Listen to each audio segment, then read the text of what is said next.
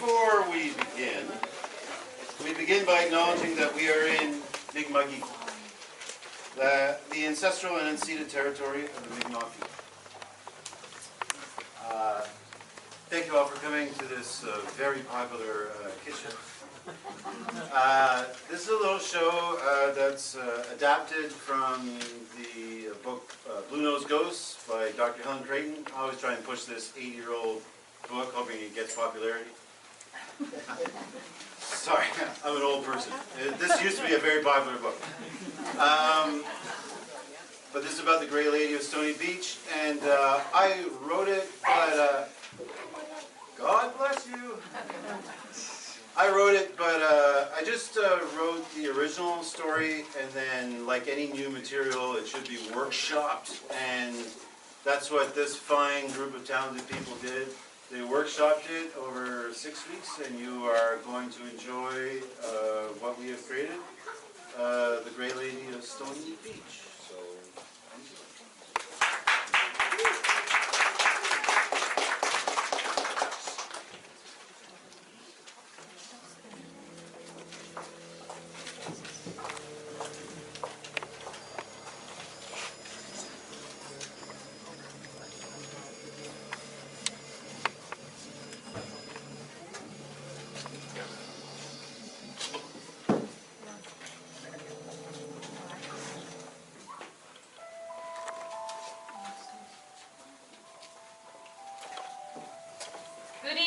Good evening, and good evening to you too.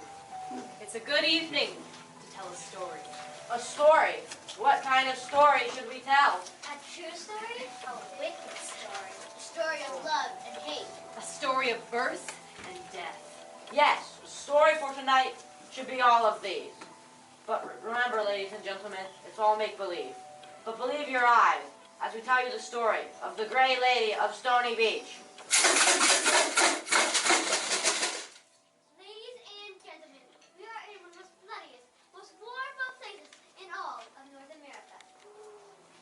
Settlers who came here, seeking fortune, escape, or merely adventure, all paid dearly for the privilege to die here. And not all of them came willingly. Some of them still refuse to leave, even though they left their bodies behind long ago. We are haunted by history. In this restless land full of spirits, the Grey Lady of Stoney Beach travels the road. She appears throughout time to many travelers. In 1905, my husband and I were on the road to the New Anglican Church in Granville Ferry. I had no warning of what we would encounter on these shores. In 1889, on a night as thick as this one, with fog and maybe colder. I think it was like 1985 or 1986, whatever. It was like a really long time ago.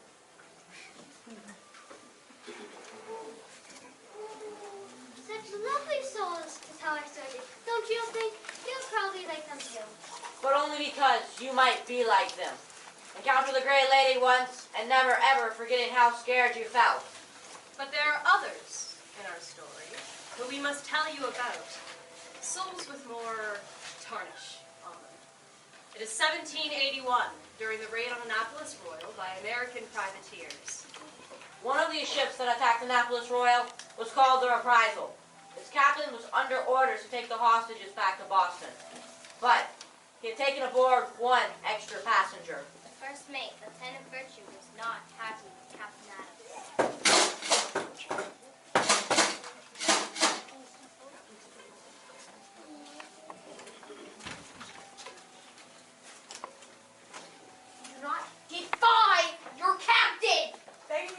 Sir, but as your first mate, You have your orders.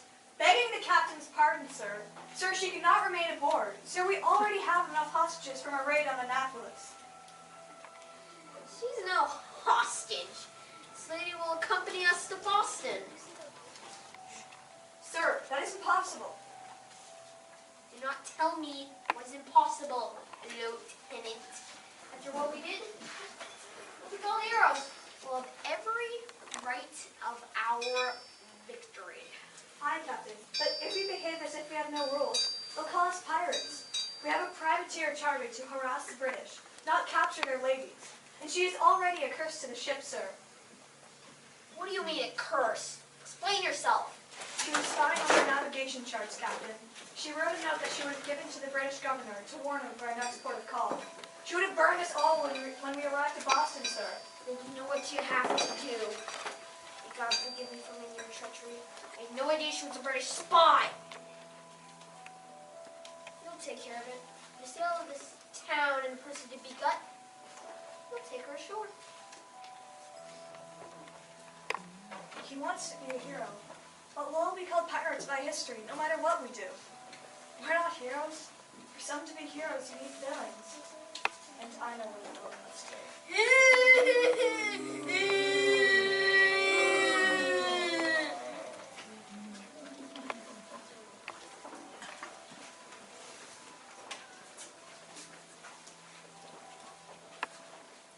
Thanks for the lift, mister. Yeah, thanks, Amy. Somewhere near Bell River, we had to walk all the way from Disney. Yeah, it's too bad you're not going to the habitation this weekend. We still got to walk to his uncle's place in Stoney Beach. I guess that was it. Oh, good. We're paying attention. We're not far in time, but don't worry. We're still far, far in the past. We go all the way back now to 1985. Hey, at least we got this far. Not everybody wants to pick up hitchhikers. I can't believe how thick this fog gets. Welcome to Nova Scotia. It's not that bad. You can still see parts of the road. Uncle Mose was coming, right? It looks like we've been walking for a long time. I mean a long time. Would you quit complaining? Ever since we got off the ferry in Digby, it's like you didn't even want us to hitchhike. Even though it's like 1985, it's still like a totally normal thing for people to be hitchhiking. I didn't have any money to tell my uncle we were in town. What? Oh man, if we had one of those fancy new cell phones I saw them using on TV. Like, what's a cell phone? It's a rich people's phone that costs $100 a minute to order pizza. Doesn't sound like something anybody wants. Hey, there's somebody walking on the road ahead of us. Let's ask how close we are to the habitation. What person? That's just a firefly or something. You know, there's definitely a person in front of us. Hello? Hello? This fog is playing tricks on us. There's nobody there. Don't you see that person in front of us?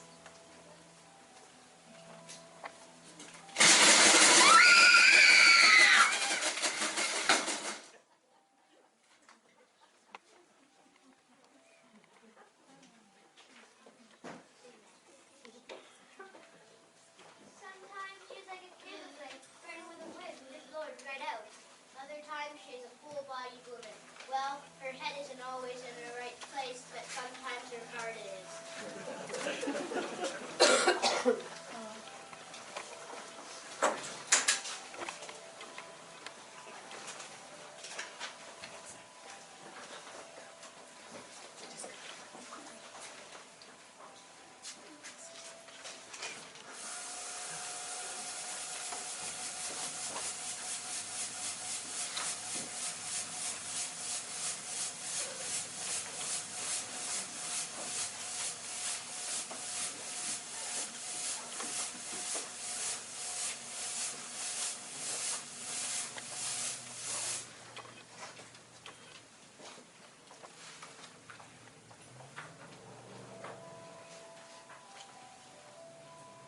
Well, hello there, baby Jennifer.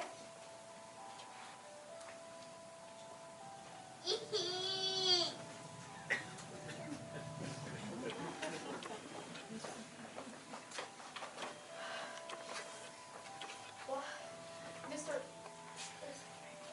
you look as tired as your patient. Well, Miss Robinson, I'd better rest my head for a few minutes before we head on home to Annapolis Royal. I'm so grateful you were able to come on this house call with me. What a dreadful, horrible birth. So much hard work from all of us. Thank you, Dr. Robinson and Mrs. Robinson, for teaching me your nursing skills. God has witnessed another miracle here tonight. miracle indeed, and I hope that it will not take a miracle to drive home in that fog to Annapolis Royal. Well, the horse knows its way as well as we do, and I will be driving. You can barely even lift your head. You look so wretched tired.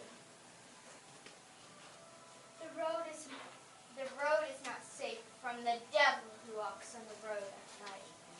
Well, our carriage only holds two, and we're not going to be picking anybody up on the road tonight, not even the devil. Are you making fun of me, Mrs. Robinson? You must take this seriously. Yes, sister, we'll be on our way. There's quite a fog gathering out there, but it's finally spring and we can travel comfortably to our home at night. We'll take our chances, but thank you for the warning. Warning, please. Let me do more than a warning. Please.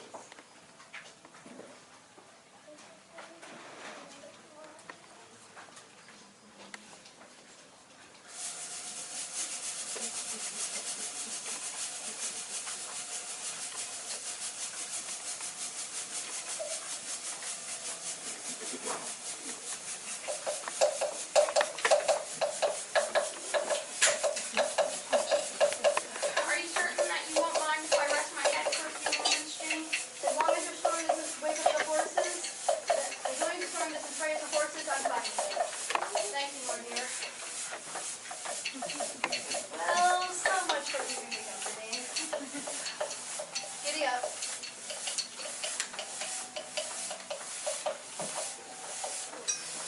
It's up to me to take these horses home.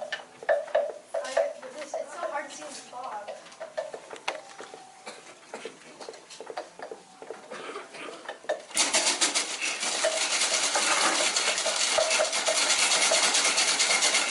Jenny, what is it? Is everything all right? The horse won't move another inch. Is there something you want me to do? Would you go over and lead the horse for a bit?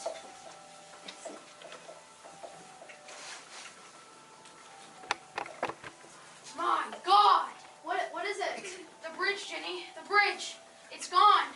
The spring rains have washed it completely away. We crossed it only yesterday. Yes, indeed, but that creek has turned into a ferocious eater of bridges.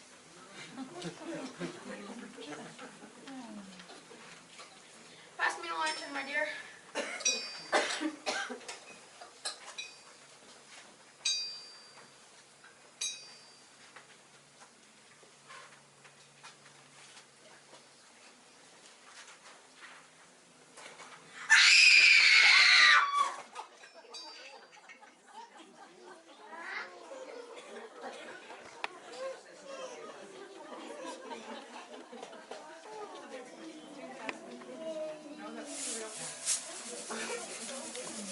Dr. Elizabeth Robinson, age 9, who died in 1926.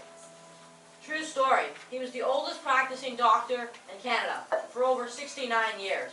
He was also mayor of Annapolis Royal. Imagine if the Grey Lady hadn't spooked their horse. But who is the Grey Lady, and why does she keep appearing throughout time? It's 1905, on the road with Reverend Greydox and his wife.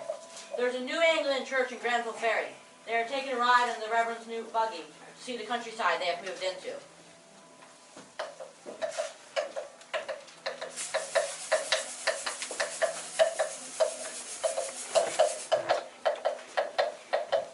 Felix, I think it's time to turn around and go home. He's missed everyone as well as home. This is a far greater deal than mist, my dear wife. This is Nova Scotia fog. Just a little bit more moisture there. God will guide us as he always has. Felix, I'm sure that you're right. What if God is trying to tell us something by putting all this fog in our way? What if we are supposed to take this and get off the road, now that we can barely see it? Turn around at the next house. We can find out where that is if we ask the lonely lads on the road ahead of us. Excuse me, miss? Strange. A woman should be walking alone on the road at dusk. As you say, husband, Nova Scotia and her people are a bit sturdier than we remember from back home. Hello? Miss? Hello? Strange. Perhaps she is deaf. Felix, bring us closer so that I can talk to her directly. Just too loud.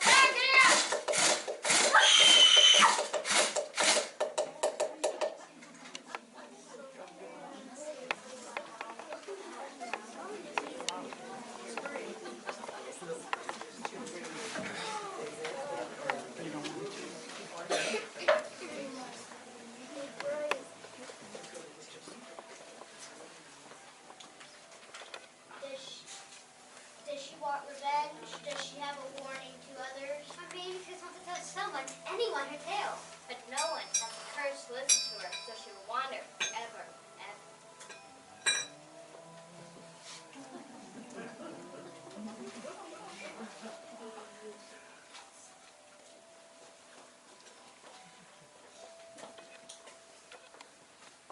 I hope you understand. There's something personal in this.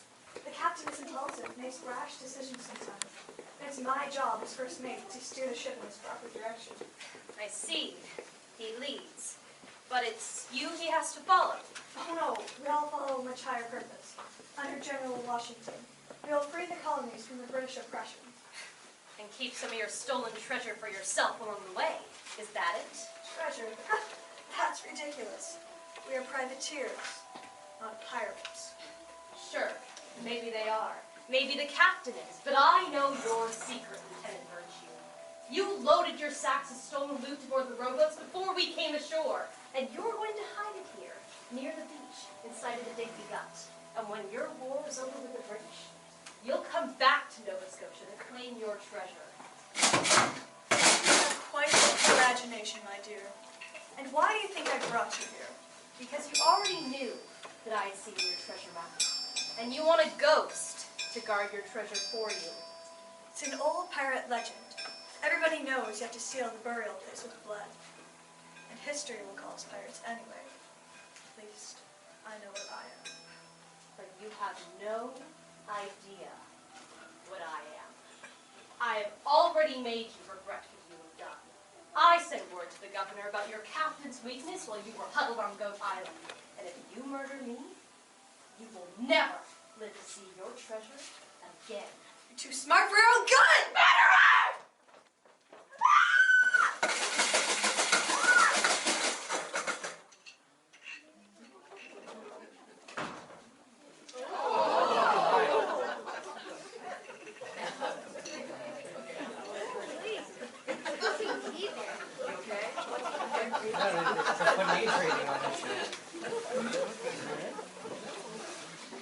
The shores of Nova Scotia are cursed with the blood of the innocent, aren't they?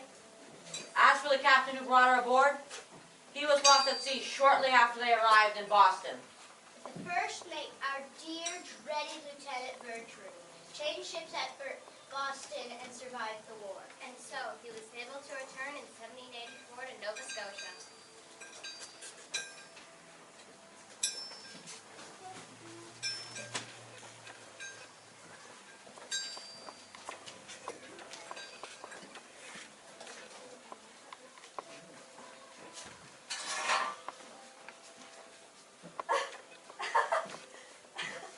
You're too smart for your own good, my dear. You... My goodness. I can't even remember that spy's name.